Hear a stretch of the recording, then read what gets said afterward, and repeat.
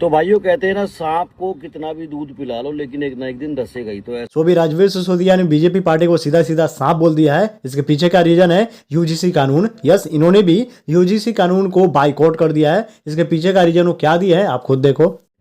तो मैं एक यूनिवर्सिटी या कॉलेज में पढ़ता हूँ और किसी भी से मेरा छोटा मोटा नोकझोंक हो जाता है और उसने मुझे ये कह दिया या शिकायत कर दी कि मैंने किसी भी SC ST वाले बंदे को या किसी भी OBC वाले बंदे को किसी भी जाति सूचक वर्ड बोला या कुछ भी परेशान किया है, तो उस यूनिवर्सिटी को, उस कॉलेज को मेरे ऊपर स्ट्रिक्ट एक्शन लेना पड़ेगा 20, 25, 30 दिन के अंदर अंदर।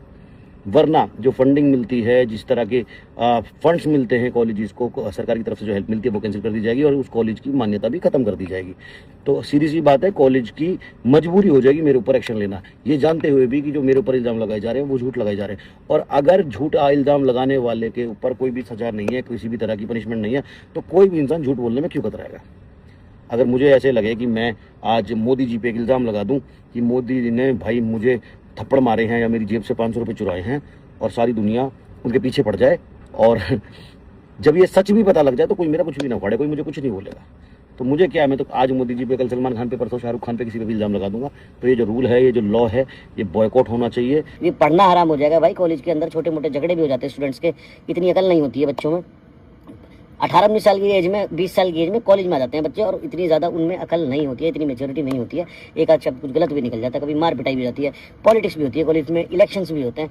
तो भाई सीधी सी बात है, किसी भी जनरल कैटेगरी वाले बच्चे से किसी की कोई भी ईर्ष्या है, किसी भी तरह की नफरत है, हेट है, 1 मिनट लगेगा उसका करियर बर्बाद करने में। तो इतना मुश्किल हो जाएगा कॉलेजेस के अंदर, यूनिवर्सिटीज़ के अंदर पढ़ना है जनरल वाले बच्चों का।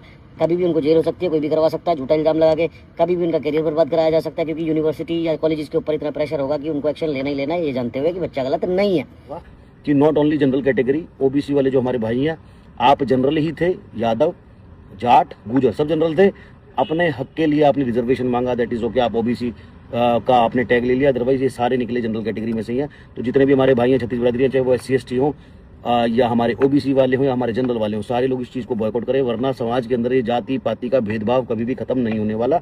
और ऐसे कानून ना ही आए तो ज़्यादा बेटर है, जिससे कि छोटा सा झूठ बोलने पे किसी की ज़िंदगी बद से बदतर हो सकती है, बर्बाद हो सकती है। और जैसे भी जो भी हो, चाहे हमको धरना प्रदर्शन करना पड़े, चाहे हमें कोई कमेटी बिठानी पड़े या कॉलेजेस में जनरल वाले बच्चे जाएं ही ना, जो भी करना पड़े भाई करें। और मैं आप सबके साथ हूँ, जितने भी भाई मेरे जनरल कैटेगरी वाले हैं, मैं तो खैर सबके साथ हूँ, लेकिन जिनके साथ ये हो रहा है, मेरा पूरा सोशल मीडिया, मेरे जितने भी भाई हैं OBC, SC ST, मुस्लिम, सरदार, पंजाबी, क्रिश्चियंस, जो भी हैं, हम सब आपके साथ हैं भाई। जैसे भी आपको करना है आप करें, या फिर मैं मेरे कुछ बड़े भाइयों के साथ बैठ के इसका कुछ सॉल्यूशन सोचते हैं।